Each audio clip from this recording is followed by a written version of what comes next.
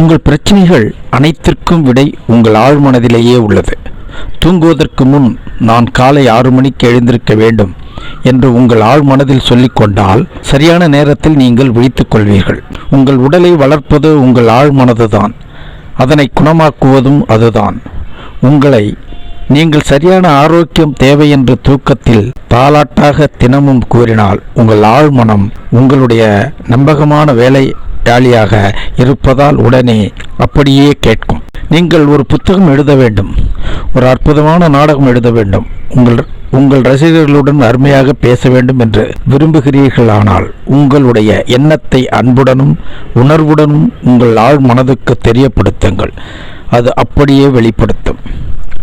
நீங்கள் ஒரு கப்பல் ஓட்டிச் செல்லும் கேப்டன் போலிருப்பவர். அவர் சரியான கட்டளைகளை உங்கள் ஆழ் மனதிற்கு தர வேண்டும். ஏனெனில் அதனால் எல்லா அனுபவங்களையும் கட்டுப்படுத்தி வழி நடத்தி செல்லும். என்றுமே உபயோகிக்க கூடாத வார்த்தைகள்.